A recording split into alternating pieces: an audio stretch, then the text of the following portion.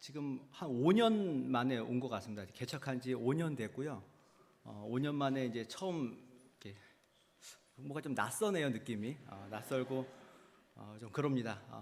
일단은 5년 됐지만 5년 동안 성도들의 주님 사랑교회 성도들의 기도와 또 후원과 관심으로 잘 이렇게 있습니다. 거기에 대해서 너무 감사드립니다. 그리고 뭐 금요일마다 아마 기도를 계속 해주셨을 거라, 제가 있을 적에도 계속 그렇게 했기 때문에 금요일마다 기도해 주셨을 거라 제가 믿고 있고요. 또 알기 때문에 기도하신 분도 있지만은 모르시고 저 사람이 누구지? 함께 지어가는 게 뭐지? 뭐 이렇게 모르고 기도하신 분도 있으셨을 겁니다. 그러나 이제 보셨으니까요. 모르고 기도할 때보다 보고 기도할 때가 훨씬 더 간절함이 있으시지 않을까, 뭔가 진심이 있으시지 않을까, 이제 이런 생각 해보면서 앞으로도 계속해서 기도 많이 해주시면 너무 감사하겠습니다. 그러면서 또 하나 이제 뭐 약간 변명 아닌 핑계를 좀 이렇게 댈 게 있는데요. 보통은 이제 교회가 뭐 후원을 받기도 하고 뭐 이렇게 도움을 받고 그러면은 가끔 이제 1년에 한 번씩이라도 뭐 이렇게 선교 편지 뭐 이런 거 보내잖아요, 그렇죠? 근데 제가 사실 생각해보니까 한 번도 안 보냈더라고요. 지난번에 어떤 목사님들 모임에 갔더니 목사님들 모임인데 그분들이 한 얘기가 자기가 어느 선교사님을 돕는데 편지도 안 보낸다고 막 괘씸하다는 듯이 막 얘기하셨는데 옆에서 되게 막 찔리더라고요. 이게 근데 안 목사님도 계셨거든요, 옆에. 이게 한 번도 안 보내는데 내가 괘씸한 건가? 막 이런 생각도 막 들기도 했습니다. 그런데 이제 약간 거기에 대한 변명 아닌 변명을 하자면 개척교회 자체가 사실 할 게 없습니다. 할 게 없고요. 뭐 보여줄 것도 없고, 저희 교회에서도 뭐 송구 영신 예배 때 1년 동안 한 거 막 보통 뭐 편집해가지고 막 보여주잖아요. 사진도 없고 뭐 할 게 없는 겁니다. 뭐 보여줄 게 없는 겁니다. 송구 영신 예배 때. 그러다 보니 여러분들에게 뭐 하기 싫어서라기보다는 뭐 보여드릴 게 없어서 못한 거다. 이렇게 좀 변명 아닌 변명을 좀 드리려고 하고요. 또 저희 교회가 제가 처음 개척했을 적에는 주변에 이제 뭐가 있었냐면은 이제 그 재건축 아파트들이 있어가지고 한 1년 6개월을 사실 기다렸습니다. 저 아파트만 접어라 어디. 그러고는 1년 6개월을 열심히 기다렸습니다. 그런데 이게 다 지어져서 입주를 하기 전에 코로나가 탁 터진 겁니다. 그래서 아무것도 못 해보고 그냥 조용히 또 3년을 보내고 지금 이렇게 여기까지 왔습니다. 어떤 친한 목사님이 그러더라고요. 야, 그 아파트 저도 니네 교회 안 가. 자기가 경험해 봤더니 그분은 위례에다 개척을 하셨거든요. 근데 자기네 교회에 오는 사람은 위례 사람은 한 명도 없대요. 그러니까 야, 거기에 기대지 말고 딴 일 해. 뭐 이런 얘기를 하더라고요. 이게 약간 변명 아닌 핑계인 겁니다. 그러나 이제는 뭐 입주, 코로나 이제 핑계를 댈 수가 없습니다. 이제는 뭘 해야 될까요, 제가? 죽을똥살똥 이제 달려가야죠. 이것밖에 없습니다. 여러분들에게 다시 한번 이제 기도 부탁드릴 것은 어쨌든 간에 이 5년이란 시간 동안 뭘 했냐가 아니라 저는 여러분들에게 이야기하고 싶은 것은 살아있다. 살아있다. 그냥 살아있는 것으로 기뻐해 주시고, 제가 선교 편지 안 보내도 유광진 목사 저기 거여동에서 잘 살아있어. 그걸로 됐어. 이렇게 인정해 주시고 좀 기도 많이 해 주시면 감사하겠습니다. 예, 이제 서론을 여기서 마치고요. 이제 성경 말씀에 대해서 말씀드리겠습니다. 오늘은 베드로 이야기를 좀 같이 하려고 합니다. 사실은 제가 이 베드로 요 본문을 두고 개인적으로 많이 은혜를 받은 내용들이기 때문에 그 은혜의 내용들을 함께 나누면서 여러분들도 함께 이 은혜와 이 감격과 여기에서 함께 같이 주님의 일을 같이 갔으면 좋겠다 이제 생각이 들어서 오늘 본문을 잡았습니다. 보통은 복음서 자체가 예수님의 죽으심, 부활, 승천 이렇게 하고 끝납니다. 보통 거기가 끝인데 요한복음은 특이하게 십자가, 부활, 승천 뭐 이렇게까지 가다가 갑자기 21장에서 베드로 얘기가 딱 등장을 하는 겁니다. 20장에서 끝났어야 될 건데 21장이 또 있는 겁니다. 이게 보면서 도대체 왜 21장이 있는가? 이런 생각을 많이 해본 겁니다. 특별히 예수님께서 베드로에게 찾아가셔서 밥도 해주시고 밥 먹고 나니까 또 뭐 질문하시고 또 사명 주시고 뭐 이런 이야기가 나왔는데 도대체 이 얘기가 여기 왜 등장했을까 이런 생각을 해보면서, 그러다 여기에도 뭔가 큰 의미가 있고 하나님의 은혜가 있다라는 것을 함께 깨닫는 이야기를 좀 드리려고 하는 겁니다. 그럼 첫 번째로 베드로가 왜 지금 여기 가 있냐라는 겁니다. 지금 여기 어디냐면은 여기 보면 디베랴 호수, 그래서 갈릴리 호수입니다. 베드로가 갈릴리 호수에 왜 있을까요? 왜 가 있을까요? 지금 고기 잡으러 갔잖아요. 근데 원래 베드로는 뭐 했던 사람입니까? 어부였고 어부 일을 때려쳤잖아요. 때려치고 예수님을 따라갔죠. 그런데 다시 지금 어디에 있습니까? 다시 어부 일을 하고 있다고요. 그럼 어부 일 왜 하고 있는 걸까요? 이유는 한 가지죠. 실패했기 때문에 그렇습니다. 보통 사회에서도 도시에서 뭔가 열심히 일하다가 뭐가 잘 안 되면 어디 갑니까? 고향에 내려가서 농사 짓고 뭐 이런 거 하지 않습니까? 그렇죠? 지금 베드로도 마찬가지인 겁니다. 실패해서 돌아가서 자기 일을 하고 있는 겁니다. 분명히 예수님께서 말씀하시긴 했죠. 내가 부활 후에 너희보다 먼저 갈릴리에 가 있을 거다, 이런 얘기는 하시긴 했지만은 뭐 베드로가 그 말씀에 힘입어서 주님을 기다리기 위해서, 만나기 위해서 갈릴리를 간 건 아닌 것 같아 보입니다. 본인이 실패하고 좌절하고 낙심해서 모든 걸 다 내려놓고 고향에 가서 옛날 그 일을 지금 하고 있는 그 상황인 겁니다. 그럼 베드로는 뭐 때문에 낙심했을까요? 낙심한 이유는 한 가지입니다. 예수님을 볼 면목이 없습니다. 왜 면목이 없을까요? 베드로가 부인했기 때문에 그렇죠. 부인해서 그럽니다. 누가복음에 보면은 예수님을 부인하는 그 일을 있기 전에 제자들끼리 무슨 이야기를 하냐면은 누가 더 크냐, 이 싸움을 제자들끼리 하는 겁니다. 예수님은 이제 십자가 위에서 죽기 위해서 예루살렘에 들어가셨는데 제자들은 모여서 뭐 하고 있다고요? 누가 더 크냐, 이 얘기하고 있답니다. 너희들을 내가 사람을 낚는 어부가 되게 하겠다라고 그들을 불러서 열심히 훈련시키고 하셨는데 제자들은 뭐 하고 있다고요? 누가 더 크냐, 이 싸움하고 있는 겁니다. 우리랑 똑같죠. 하나님의 나라를 위해서, 교회를 위해서 열심을 내라 그랬는데 우리는 매번 뭐 하고 있습니까? 누가 더 크냐, 이 싸움하고 있죠. 어쨌든 그런 싸움을 하는 가운데 마지막에 예수님께서 뭐라고 말씀하시냐면은 그가 말하되 주여 내가 주와 함께 오게도 죽는 데에도 갔기를 각오하였나이다 이르시되 베드로야 내가 네게 말하노니 오늘 닭 울기 전에 내가 3번 나를 모른다고 부인하리라 하시니라. 베드로는 자신이 있었죠. 여기 있는 모든 제자들 가운데 내가 제일 큽니다 라는 것을 이야기하기 위해서 다른 사람들은 다 주님을 버려도 나는 주님을 안 버립니다. 나는 주님과 함께 오게도 들어갈 수 있고 주님과 함께 죽을 수도 있습니다. 이렇게 얘기했더니 다른 제자들은 하고 싶은 얘기가 있어도 못했겠죠. 먼저 얘기했으니까. 그러니까 결국은 예수님 앞에서 제가 제일 큽니다, 제가 주님을 제일 사랑합니다, 이렇게 이야기한 꼴이 된 겁니다. 그런데 예수님이 그런 베드로에게 뭐라 그러십니까? 너는 오늘 나와 닭이 울기 전에 3번 나를 부인한다, 이야기하신 겁니다. 베드로는 좀 억울하기도 하고 뭔가 좀 서운하기도 했겠죠. 근데 실제로 예수님이 잡혀가게 되자 베드로가 예수님 뒤에서 꽁무니 쫓아다니다가 3번을 부인하죠. 누가복음에 보면은 베드로가 3번 부인하고 닭이 3번 울고 주님과 어떻게 됐나요? 눈이 마주친 겁니다. 이거 참 난감하죠. 내가 막 어떤 사람을 욕하고 있는데 그 사람하고 눈이 딱 맞췄다고 생각해 보세요.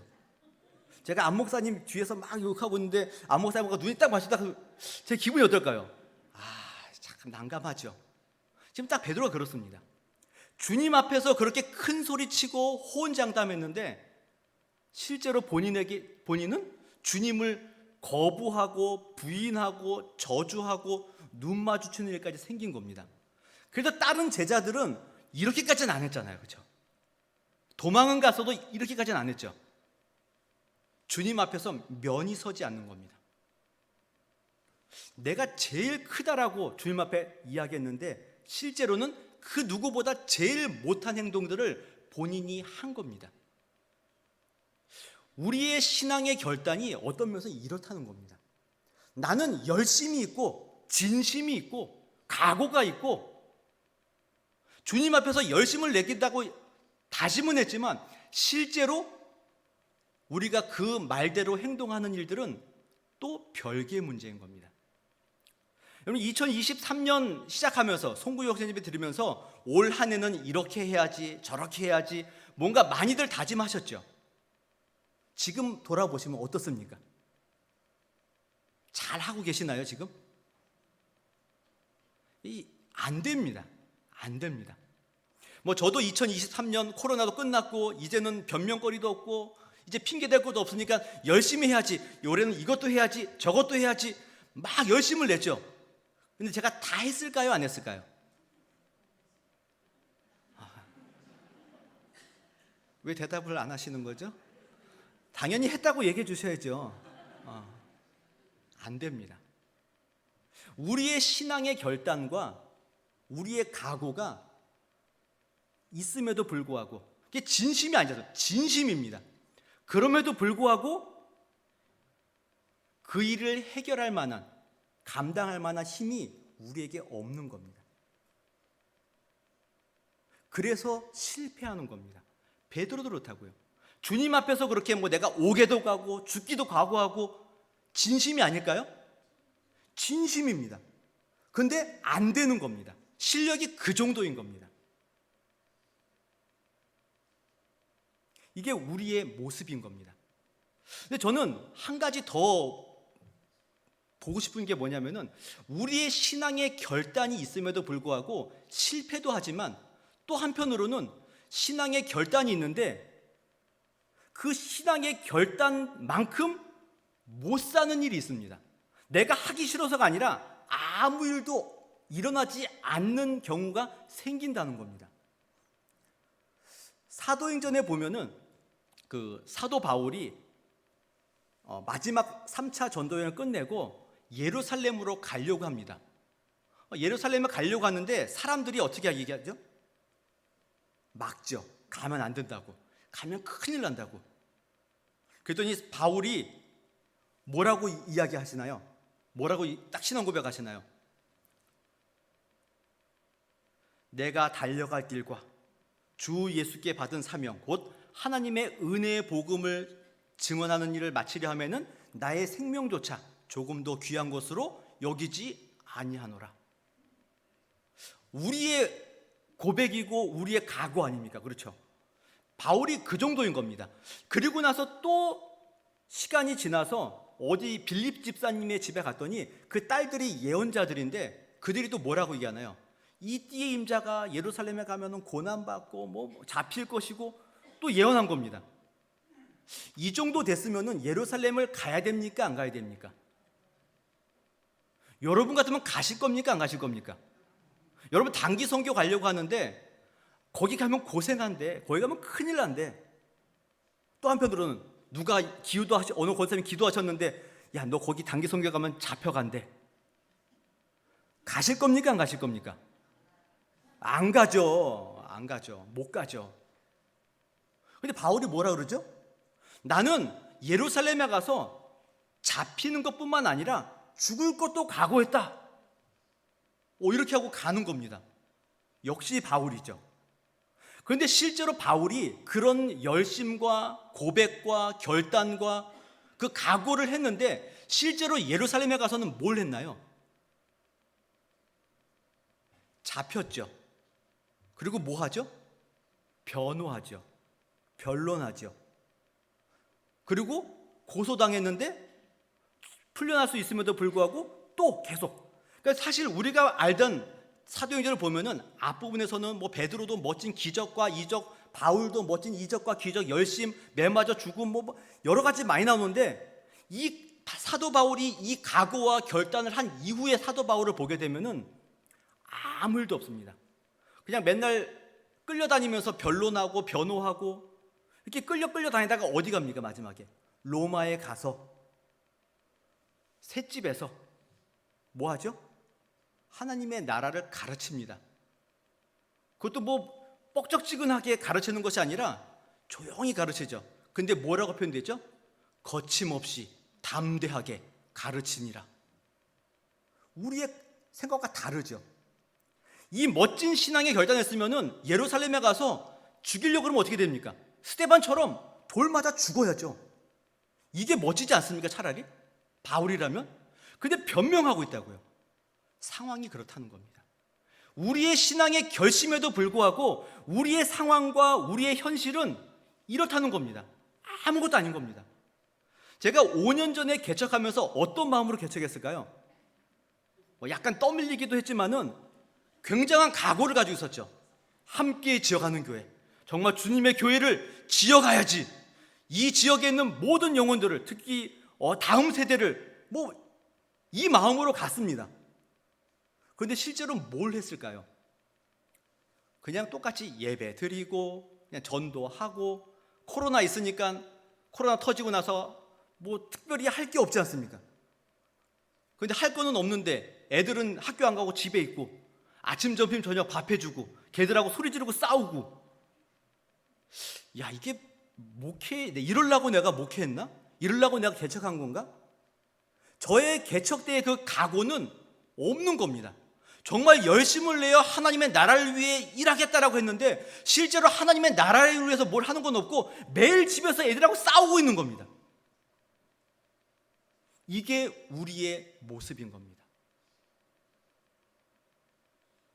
우리는 그렇게 연약한 자들인 겁니다.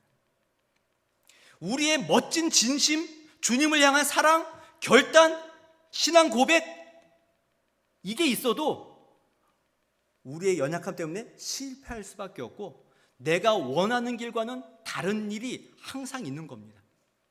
사도 바울이 예루살렘에 갈 적에는 어떤 마음이었을까요? 정말 돌을 던지면 맞아 죽을 각오를 하고 갔겠죠. 그런데 주님이 어떻게 하시죠? 못 죽게 하시죠. 못 죽게 하시는 겁니다. 너는 로마에 가야 돼. 못 죽게 하시는 겁니다.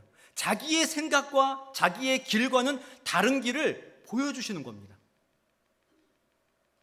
이게 누구라고요? 우리인 겁니다. 오늘 베드로가 거기에 지금 가 있는 겁니다. 자기의 그 열심과 진심과 사랑에도 불구하고 예수님을 부인했던 자신의 실패 때문에 낙심하고 그곳에 가 있는 겁니다. 그런 낙심하고 실패해서 지금 자기 일을 어부 일을 하고 있는, 사람을 낚는 어부가 되라고 얘기했더니 다시 고기 잡고 있는 베드로에게 예수님께서 찾아가신 거죠. 찾아가셔서 그를 위로하시고 그에게 은혜를 주시고 다시 사명을 일깨워 주시는 장면인 겁니다. 그런데 이 예수님이 베드로를 위로하시고 사명을 주실 적에 조금은 뭐라 할까요? 좀 잔인하십니다. 어떤 면에 잔인하시냐면은 베드로가 실패했던 그 상황들을 그냥 그대로 꼬집어서 하나하나 다 보여주시는 겁니다. 예수님께서 베드로가 이제 고기 잡고 나왔잖아요. 나왔 적에 예수님이 그들을 위해서 밥을 준비하시는데 거기에 뭐가 있냐면은 그 요한복음 21장 9절에 보면은 육지에 올라보니 숯불이 있는데 그 위에 생선이 놓였고 떡도 있더라. 숯불이 있는 겁니다. 왜 하필 숯불일까라고 봤더니 베드로가 3번 부인할 적에 숯불에서 이렇게 부인한 겁니다. 예수님 참 잔인하시죠. 그 상황을 계속 그대로 보여주는 겁니다. 숯불에서 베드로를 초대하고 있는 겁니다. 그리고는 묻죠. 요한의 아들 시몬아, 내가 이 사람들보다 나를 더 사랑하느냐?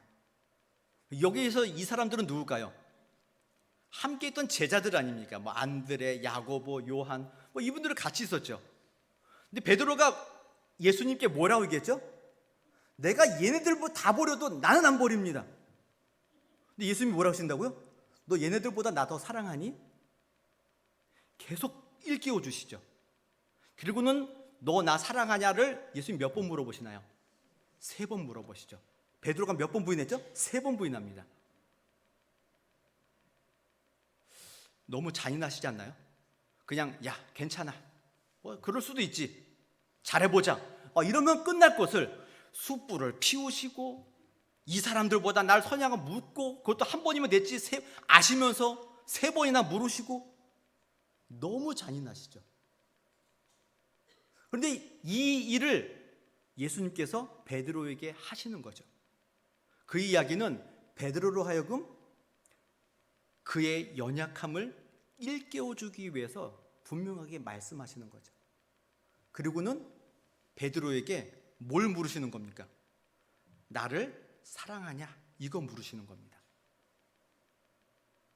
저희 같으면은, 제가 만약에 예수님이었다면은 누가 나에게 저는 뭐 목사님을 위해서 뭐 충성하고 뭐 봉사하고 그리고는 뒤에 가서 욕하고 막 이러고 도망간 저랑 눈 마주치고 이런 분들이 제 앞에 딱 있다 그러면은 뭐라 할까요?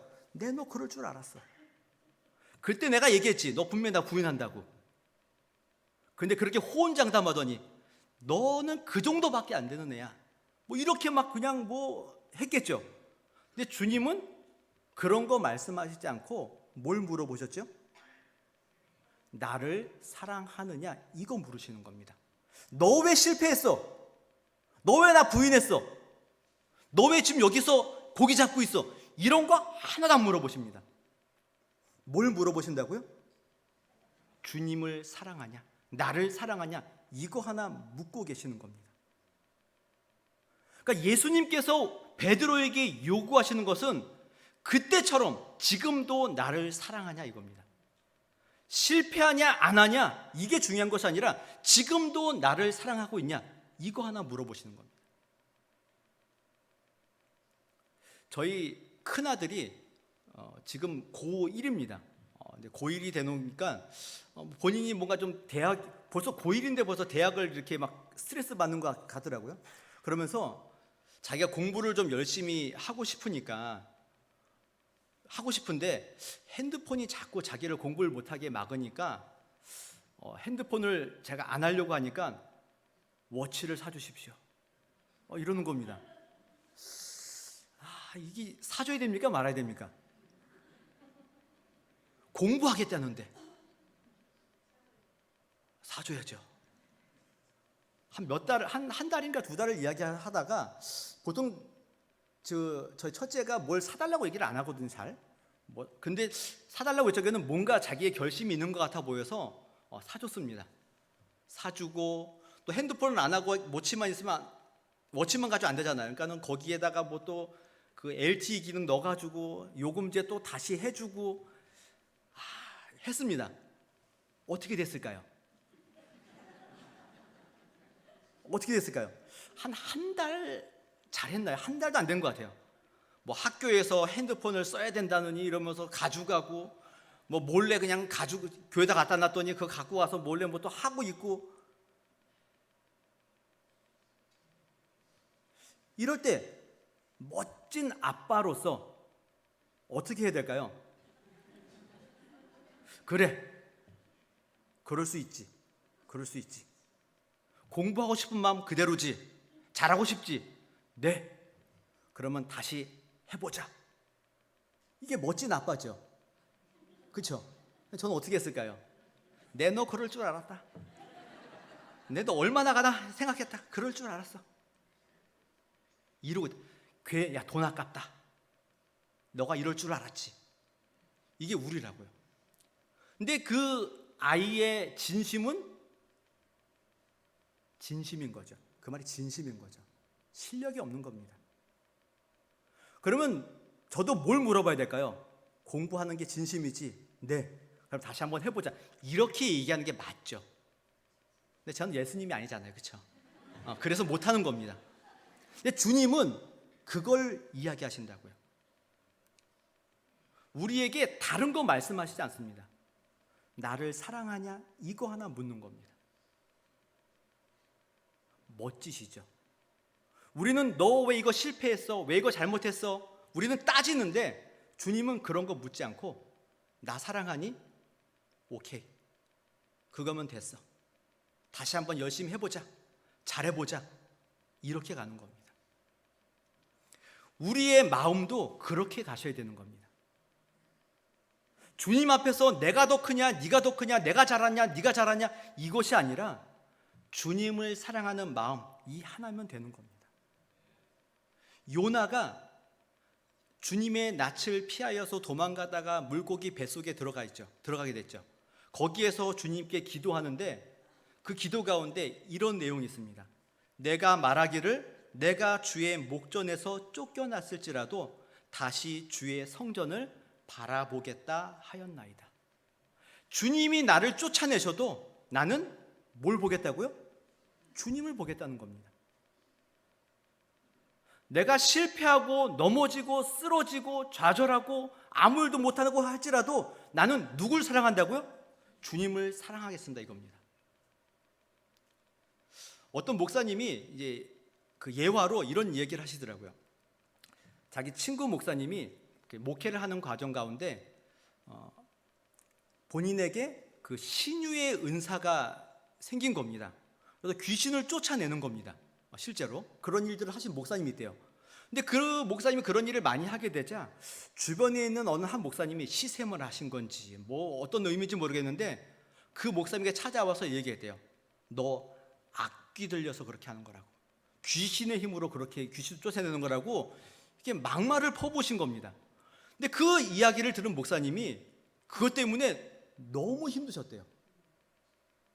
정말 내가 그런 건가? 그래서 이 일을 일어나는 건가? 그렇게 오랜 시간을 고민하고 기도하고 그러다가 그분이 내린 결론이 이거래요. 주여, 만일 악귀가 죄 안에서 들어와서 일을 한다 해도 저는 주님을 사랑하겠습니다. 이 마음이라고요. 주님의 성도, 주님의 자녀들의 마음은, 또 주님의 제자의 마음은 여기에 있는 겁니다.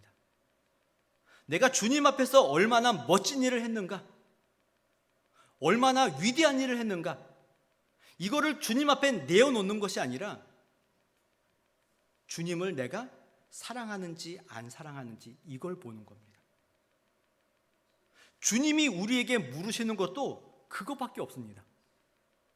그거 묻고 베드로가 네, 주님 사랑하는 걸 주님이 아시지 않습니까? 제 진심을 주님이 아시지 않습니까? 주님이 뭐라 그러시죠? 그럼 네 일 해라. 내 양을 쳐라. 내가 너에게 원래 맡겼던 그 일 해라. 실패한 것 때문에 좌절하지 말아라. 네가 나를 부인했다고 해가지고 슬퍼하지 말아라. 네가 지금도 나를 향한 진심이 있고 나를 향한 사랑이 있다면 계속 그 일을 해라. 이렇게 지금 말씀하고 있는 겁니다. 여러분이 주님께 보여줘야 될 내용은 이것밖에 없습니다. 주님을 사랑하는지 안 사랑하는지 이겁니다. 제가 포천에서 사역할 적에 그 학교가 시골이다 보니까는 병설 유치원에서 보조교사를 뽑습니다. 그 보조교사 뽑는 그 모집 요강에 보면은 원래 도시 같으면은 병설 유치원의 보조교사도 정교사여야 됩니다. 그러니까 유아교육과 나온 사람들이어야 되는데 거기는 1번 정교사, 2번 보육교사, 뭐 3번 뭐 이렇게 쭉쭉 쓰다가 맨 마지막 번호에 뭐라고 써 있냐면은 아이들을 사랑하는 사람 이렇게 써 있는 겁니다. 저는 그때 되게 웃었습니다. 왜냐면은 지원자가 너무 없다 보니까 마지막엔 원래는 안 되는데 누구까지 오는 겁니까? 경력 뭐 이런 거 아무 소용 없습니다. 아이들만 사랑하면은 누구라도 다 여기에서 쓸 수 있다. 저는 웃었죠, 그때는. 근데 지금 보니까 세상은 그것 때문에 웃지만은 교회에서는 이게 뭐여야 되는 겁니까? 유일한 질문이어야 되는 거죠. 이게 질문이 되셔야 되는 겁니다. 주님의 일을 함에 있어서 뭘 잘하십니까? 이걸 묻는 게 아니라 우리는 뭘 물으셔야 된다고요? 주님 사랑하십니까? 이거 물으셔야 된다고요. 아니 예수님도 이렇게 물으셨는데 우리가 뭐 잘합니까? 왜 묻는 겁니까? 달란트가 뭡니까? 은사가 뭡니까? 이런 걸 물을 이유가 없다는 겁니다. 지금도 찬양대 막 뽑으시죠? 안 뽑으시나요? 자, 찬양대 뽑을 때 모집 기준이 뭐여야 되죠? 예? 아무나요? 아무나 하면 안 되죠. 면접 볼 적에 뭐 해야 됩니까? 한번 뭐 노래 불러보세요. 합격, 음치, 불합격 이게 아니죠. 모집 요강에서 그 반주자와 뭐 지휘자가 딱 불러놓고 뭘 물어보셔야 되죠? 주님 사랑하십니까? 네, 그러면 합격! 이게 교회죠. 이게 교회인 겁니다. 주님이 그거 물어보셨잖아요. 그럼 우리도 그런 걸 물어보셔야죠. 그거를 전부로 알고 하셔야 되는 겁니다.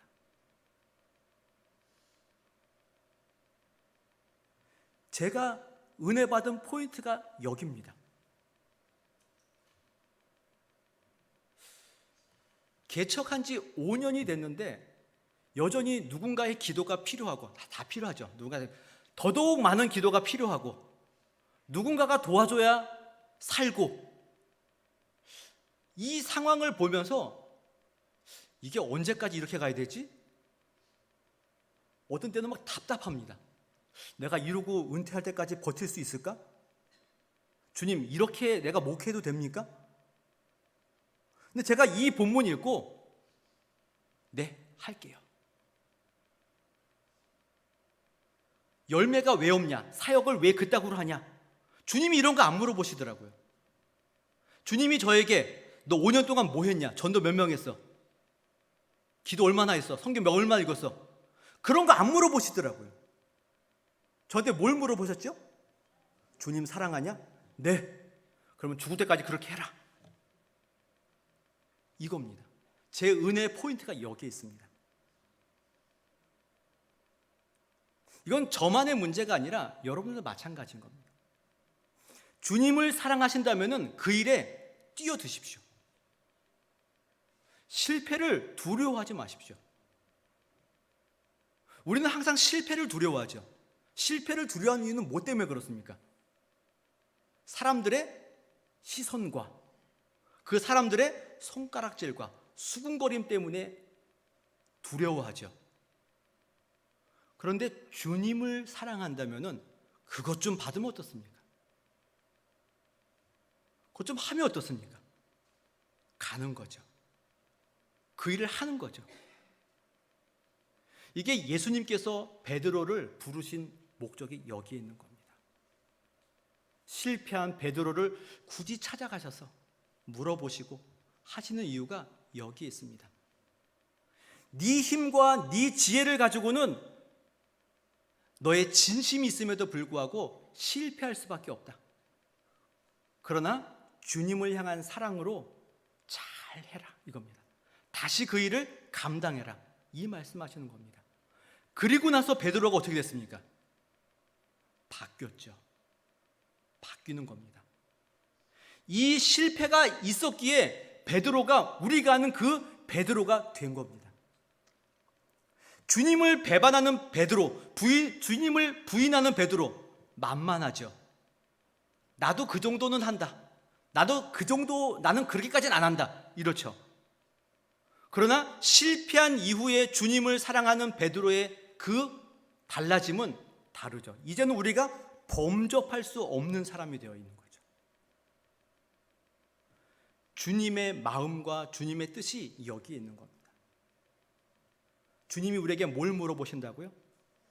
주님 사랑하냐? 여러분, 주님 사랑하십니까? 주님이 맡기신 사명 감당하십시오. 주님, 나에게 왜 이런 가정을, 주님, 나에게 왜 이런 직장을, 왜 주님, 나에게 이런 교회를, 내 주변에 왜 이런 사람들이 있습니까? 그게 아니라 주님을 사랑한다면 그들을 치는 겁니다. 치라 그랬더니 막 때리고 그러시면 안 됩니다. 그게 아니라 그들을 사랑하시고 그들을 섬겨주시는 그 일을 하는 겁니다. 이게 주님을 사랑하는 자들의 모습인 겁니다. 예수님이 그것만 보십니다.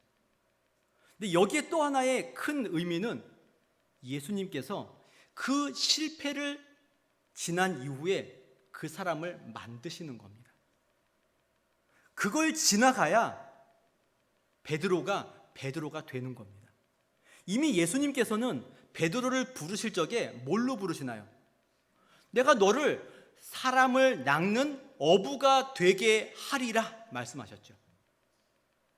여기에 중요한 핵심은 사람을 낚는 게 아니라 어부의 핵심이 있습니다. 하나님께서, 예수님께서 베드로를 그렇게 되게 하시겠다는 겁니다. 그 되게 하시는 그 일에 있어서는 뭐가 필요하다고요? 베드로의 그 부인하는 사건이 필요한 겁니다. 그 실패가 필요한 겁니다. 그러니 여러분들의 그 실패가 아무 의미 없고 나의 못남을 드러나는 것이 아니라 그거를 넘어서야 우리가 하나님 앞에 그분의 제자로, 그분의 자녀로, 그분의 성도로, 그분의 직분자로, 사명자로 설 수 있는 겁니다. 다른 사람들에게 뭐 존경받고 칭찬받으려고 일하시는 것이 아니라 내가 이 실패를 뛰어넘어 주님이 원하시는 그 일을 내가 하겠노라고 다짐하는 것. 이게 주님이 어찌 보면 요한복음을 통해서 마지막에 하고 싶은 이야기가 이거였던 것 같습니다. 이미 주님은 다 하셨죠. 죽으시고 부활하시고 다 하셨죠. 그리고 나서 우리에게 하는 이야기는 너희의 실패를 두려워하지 말고 주님을 사랑하는 마음으로 너의 일들을 잘 감당해라. 이거 하나 말씀하려고 요한복음 21장이 있는 겁니다. 오늘 주님 사랑교회 성도님들도 교회 안에서 많은 사람들에게 당신 뭘 잘하십니까?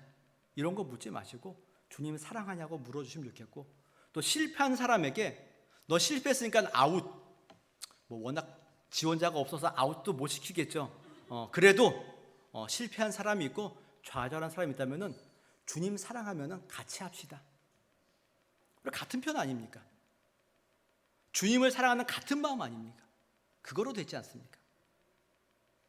이런 일들을 잘 감당하셔서 정말 주님 사랑교회, 주님께로부터 사랑받은 교회고 주님을 사랑하는 교회고 주님을 사랑하듯 이웃을 사랑하는 그 귀한 교회로 함께 세워져 가시는 귀한 성도들이 되었으면 좋겠습니다. 기도하겠습니다.